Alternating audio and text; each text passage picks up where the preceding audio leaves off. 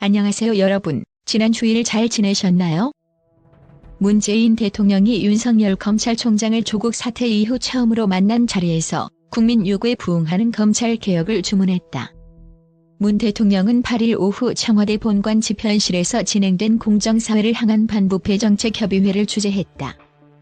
두 사람의 만남은 지난 7월 25일 임명장 수여식 이후 3개월여 만이자 조국 전 장관 일가에 대한 검찰 수사 이후 처음이다.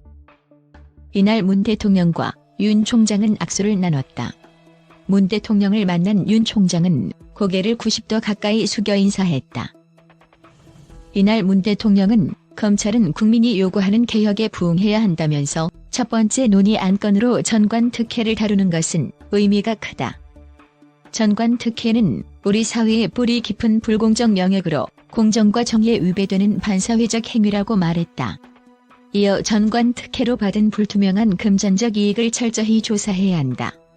전관 유착으로 민생을 침해하고 국익을 해친 사례가 많다며 법조계의 대표적 척표인 전관 이후 근절 의지를 밝혔다.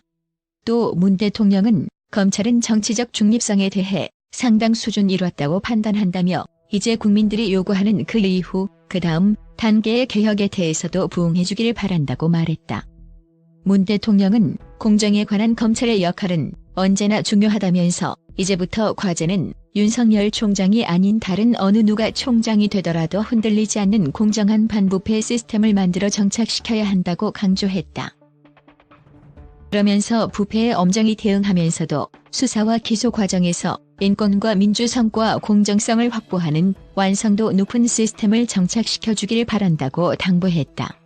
반부패 정책협의회는 매분기 1회 꼴로 열리고 있다. 당초 지난달 31일 열릴 예정이었으나 문 대통령 모친상으로 연기돼 이날 열렸다. 하지만 앞서 검찰개혁을 강조하면서 각종 의혹의 중심에 있던 조국 전 법무부 장관만이 적임자임을 천명했던 것과는 상반된 발언이라 주목을 끈다. 문 대통령은 약 절반의 국민들이 조국의 법무부 장관 임명에 반대하는 상황에서도 제가 결정을 내리면서 본인이 책임져야 할 명백한 위법 행위가 확인되지 않았는데도 의혹만으로 임명하지 않는다면 나쁜 선례가 될 것이라고 강조했다. 이어 저와 함께 권력기관 개혁을 위해 매진했고 성과를 보여준 조국 장관에게 그 마무리를 맡기고자 한다는 발탁 이유를 분명하게 밝힌 바 있다. 그 의지가 좌초되어서는 안 된다고 생각한다고 조국 강행 이유를 설명했다. 조국의 낭만은 검찰개혁의 좌초라고 여겼던 문 대통령의 이 같은 발언에 국민들은 근데 왜 조국은 그렇게 많은 의혹에 휘말리고 반대 여론이 많았는데 그가 아니면 안 되는 듯이 임명한 건지. 윤석열 총장이 옆에 있는데 그 앞에서 윤석열 말고 딴 사람이 검찰총장이 되더라도 당장 옷 벗으라는 소린가, 조국이어야만 검찰개혁 가능하다고 한 건 뭔가 등의 반응을 보였다.